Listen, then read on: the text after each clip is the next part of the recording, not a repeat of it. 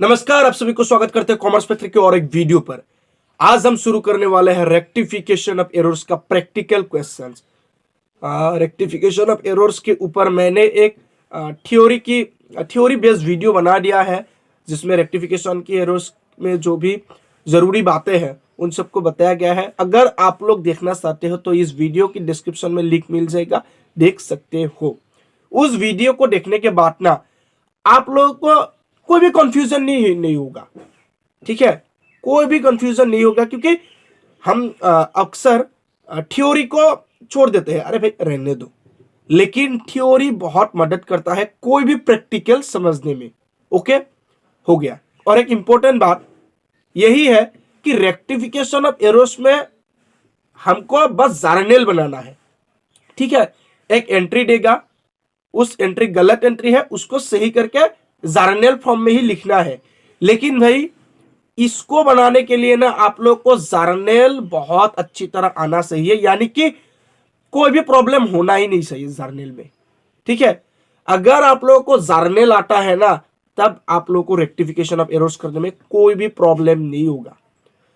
तो मेरा मानना यही है कि आप लोग अपना जर्नल अच्छी तरह कर लो। अगर थोड़ा सा भी डाउट है ना, तो भाई जर्नल प्रॉपर तरीके से कर लो, उसके बाद ही रेक्टिफिकेशन ऑफ एरर्स में आओ, ठीक है। नहीं तो उल्टा हो जाएगा सब कुछ, क्योंकि रेक्टिफिकेशन ऑफ एरर्स में जर्नल ही बनाना है, और जर्नल में प्रॉपर नॉलेज है तो कोई भी प्रॉब्लम नहीं। तो चलिए हम आप लोगों को प्रैक्टिकल क्वेश्चन करके दिखाते हैं। और एक बात याद रखना, कोई भी डाउट बीच में आता है कोई भी, तो कमेंट में छोड़ देना, मैं आप लोगों के लिए वीडियो जरूर बनाऊंगा। तो आइए देखते हैं। तो चलिए हम रेक्टिफिकेशन ऑफ एरर्स का क्वेश्चन करते हैं। लेकिन कुछ बात आप लोग ध्यान रखना, मैं जो बोलूँगा, जो यहाँ पे मैं आप लोगों को ट्रिक सिखाऊंगा, उस ट्रिक को बस आप लोगों को सीखना है, ठीक है। एग्जाम में ये सब नहीं लिखना है, ओके। एग्जाम में बस जर्नल एंट्रीज बनाना है, वो भी रेक्टिफाई एंट्री का। जो एंट्री गलत दिया है उस गलत एंट्री को आप लोग सही कीजिए, और उस सही एंट्री को ही जर्नल में लिखिए। अब ये जो है ये सब आप लोग बस समझ लीजिए, और ये सब कुछ आप लोग अगर बनाना चाहते हैं तो एग्जाम में रफ वर्क में बनाइए, वर्किंग नोट में भी नहीं, और ये बनाना ही नहीं, ठीक है। लेकिन अगर आप लोग को इसको नहीं बना के करने में दिक्कत आता है तो रफ वर्क में ज़रूर कर सकते हैं, लेकिन ये सिर्फ समझाने के लिए ही है, ठीक है ना। और आप लोग अगर 2-3 रेक्टिफिकेशन ऑफ एरर्स करेंगे तो आप लोगों की मन में ही एंट्री बन जाएगा। तो चलिए शुरू करते हैं। यहाँ पे लिखा हुआ है furniture purchase 7,000 was debited to purchase account. अब देखिए नॉर्मल केसेस में हमारा क्या होता है, जो फर्नीचर है ये हमारा फार्म के लिए एसेट है, ओके। ये हमारा बिजनेस के लिए एसेट है। तो ये जो एसेट है जाना चाहिए था एसेट में, लेकिन हमारा अकाउंटेंट को लगा कि ये गुड्स है, ओके। आप लोगों को तो पता ही है एसेट्स और गुड्स में डिफरेंस होता है। तो इसलिए अकाउंटेंट ने डेबिट कर दिया परचेस में। यानी कि अब देखिए राइट एंट्री क्या होना चाहिए था, right entry furniture account debit to cash account, है ना, ठीक है। ये एंट्री होना चाहिए था, लेकिन एंट्री रॉन्ग हो गया और रॉन्ग एंट्री बन गया purchase account debit to cash account. अब इसको रेक्टिफाई कैसे करें, है ना। अब देखिए जो रॉन्ग एंट्री होगा इसको आप लोग ऑपोजिट कर दीजिए, रिवर्स कर दीजिए, यानी कि उल्टा एंट्री लिख दीजिए। इसका उल्टा क्या होगा, ये कैश क्रेडिट में है डेबिट हो जाएगा, परचेज डेबिट में है क्रेडिट हो जाएगा, यानी कि cash account debit to purchase account. ध्यान से देखिए, इसका उल्टा एंट्री बना दिया। अब क्या काम है, जब रिवर्स एंट्री बन जाएगा, अब राइट और रिवर्स को आप लोग कंपेयर कीजिए, ठीक है। राइट और रिवर्स को कंपेयर कीजिए। यहाँ पर फर्नीचर है, यहाँ पर फर्नीचर नहीं है, यहाँ पर कैश है क्रेडिट में, कहाँ पर है क्रेडिट में, और यहाँ पे कैश है डेबिट में, यानी कि ये डेबिट क्रेडिट कैश और ये डेबिट कैश आपस में कट जाएगा। समझ में आया। पहले राइट एंट्री लिखिए, उसके बाद रॉन्ग एंट्री लिखिए, रॉन्ग को रिवर्स कर दीजिए और राइट और रिवर्स में कंपेयर कीजिए। ये क्रेडिट ये डेबिट कट गया, बचा क्या furniture account debit to purchase account, यही होगा रेक्टिफाई एंट्री। समझ में आया आप लोगों को? ठीक है, अभी नेक्स्ट एंट्री में जाते हैं। नेक्स्ट एंट्री देखिए, salaries paid to Raghu ₹3,000 was debited to his personal account. अब देखिए, हमने रघु को पैसा दे दिया। इस केस में हमारा जो सैलरी है वो एक हो गया, हमारा जो कैश है वो एक अकाउंट हो गया, ठीक है। लेकिन यहाँ पे हुआ क्या, सैलरी को डेबिट होना था, हो गया रघु डेबिट। यानी कि आप लोगों को तो पता चल गया, सैलरी पेड होगा तो एंट्री क्या बनेगा, एंट्री बनेगा salary account debit to cash account, है कि नहीं। सैलरी दे दिया और कैश हमारे हाथ से चला गया, है ना। लेकिन यहाँ पे थोड़ा गलत हो गया, एंट्री गलत बन गया। एंट्री बन गया Raghu account debit to cash account, होना था salary account debit to cash account, हो रहा है Raghu account debit to cash account.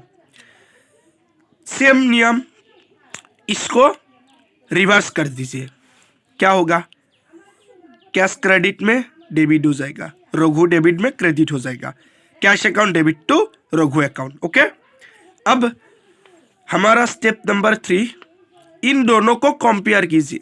Step number 1 में राइट लिखिए, स्टेप नंबर 2 में रॉन्ग लिखिए, स्टेप नंबर 3 में रिवर्स लिख के कंपेयर कीजिए।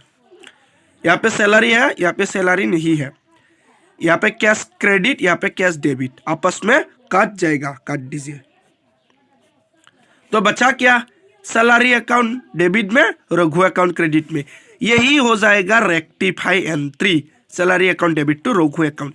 इतना आसान सा है, बस आप लोगों को ट्रिक समझना है भाई, सब कुछ ट्रिक से ही होता है, ठीक है ना। अब देखो यहाँ पे क्या बना, ₹800 paid for proprietors medical expenses.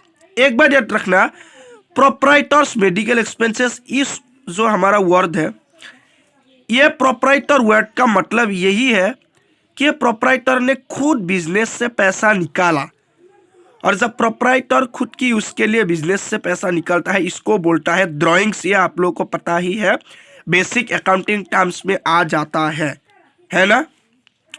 यानी कि 800 paid for proprietors medical expenses, हमने प्रोप्राइटर को बिजनेस से पैसा दे दिया, यानी कि ड्राइंग्स था। तो एंट्री क्या बनना था, आप लोगों को पता ही है, drawings account debit to cash account.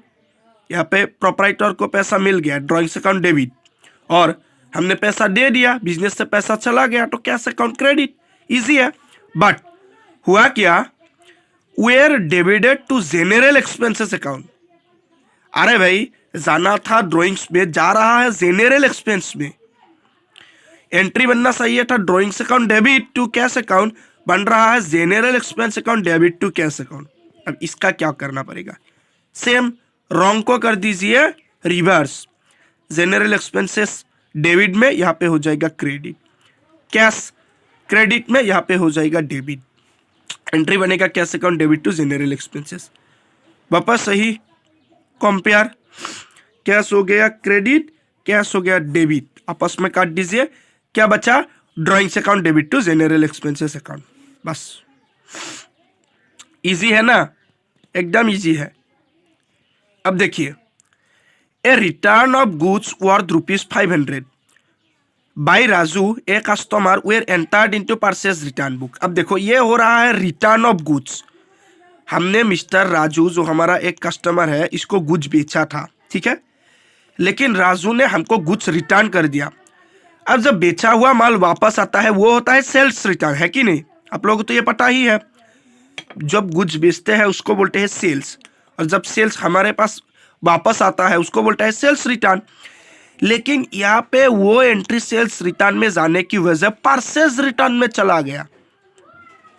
होना था गुड्स बेच दिया, वापस आ गया, यहाँ पे तो हो रहा है कि गुड्स खरीदा, हमने वापस किया, बिल्कुल उल्टा एंट्री बन रहा है। अब इसका रेक्टिफिकेशन कैसे होगा, पहले तो राइट एंट्री बनेगा।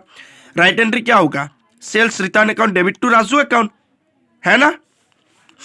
अब देखिए, रॉन्ग एंट्री क्या बन गया, Raju account debit to purchase return account. और आप लोगों को पता ही है, सेल्स रिटर्न डेबिट है तो परचेज रिटर्न क्रेडिट है।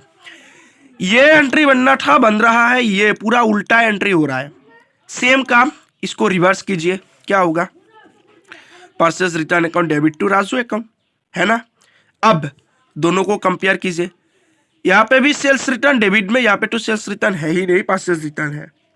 और यहाँ पे राजू है क्रेडिट में, यहाँ पे भी राजू है क्रेडिट में, यानी कि यहाँ पे काटा पेटी तो बिल्कुल भी नहीं हो सकता। तो इस केस में क्या करेंगे, इस केस में हम दोनों को मार्ज करेंगे, ठीक है।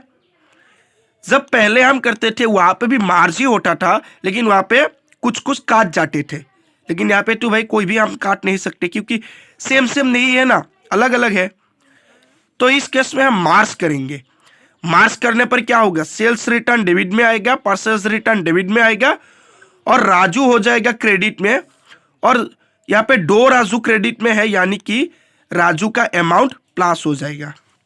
तो एंट्री बनेगा sales return account debit, purchase return account debit to Raju account, और यहाँ पे 500 प्लस 500 इज इक्वल टू 1000। समझ में आया आप लोगों को, ठीक है ना। Sales of 2000 to Ajay, Ajay को हमने माल बेचा 2000 का, were recorded as 1200 in the sales book. हुआ क्या, माल बेचा 2000 का और हमने रिकॉर्ड किया 1200 का। अब इस केस में ना ये wrong entry, reverse entry, right entry, ये सब लिखने का कोई ज़रूरत ही नहीं है, हाथ में ही बन रहा है, मन में ही बन रहा है, देखने में ही बन रहा है। सेल्स किया 2000 का, रिकॉर्ड हुआ 1200 का, है ना। मतलब अभी भी 800 रुपये रिकॉर्ड करना बाकी है, तो रिकॉर्ड कर दो ना। एंट्री क्या बनेगा, Ajay account debit to sales account 800। अरे भाई आप लोगों को समझाता हूँ, राइट एंट्री होना था Ajay account debit to sales account 2000 लिखा क्या, Ajay account debit to 1200, sales account debit to 1200, है ना। अब इसको रिवर्स करने की कोई ज़रूरत ही नहीं है, 800 कम है तो प्लस कर दो, Ajay account debit to sales account. अब ये एंट्री है लास्ट हमारा आखिरी, ये पे बताया कि purchase of goods ₹6000 was not recorded. अब भाई इससे मतलब इजी एंट्री टू कहीं पे भी नहीं मिलेगा। वाज नेट रिकॉर्डेड, रिकॉर्ड ही नहीं हुआ तो रिकॉर्ड कर दो, रिकॉर्ड नहीं हुआ तो रिकॉर्ड कर दो। परचेज ऑफ गुड्स, जब गुड्स हम परचेज करते हैं तो एंट्री क्या बनता है, purchase account debit to cash account, बस एंट्री बना दो। यहाँ पे reverse, right entry, wrong entry लिखने का कोई ज़रूरत ही नहीं, बस एंट्री बना दो, बात खत्म, ठीक है ना। यही है रेक्टिफिकेशन ऑफ एरर्स, बहुत ही अच्छा टॉपिक है और आप लोग पढ़िए। कोई भी कंफ्यूजन है तो मुझे कमेंट कर दीजिए, ज़रूर बताऊंगा। और मैं जो रियल रेक्टिफिकेशन ऑफ एरर्स आप लोग को एग्जाम में लिखना है जर्नल, वो अभी आप लोगों को मैं दिखाता हूँ, ठीक है। ये आप नोट डाउन कर लीजिए क्योंकि एग्जाम में आप लोग को यही बनाना है, यही जर्नल एंट्रीज बना दीजिए रेक्टिफिकेशन ऑफ एरर्स का। और कोई भी डाउट है तो प्लीज़ कमेंट कर दीजिए, मैं सॉल्व करूँगा। आज के लिए इतना ही, थैंक यू।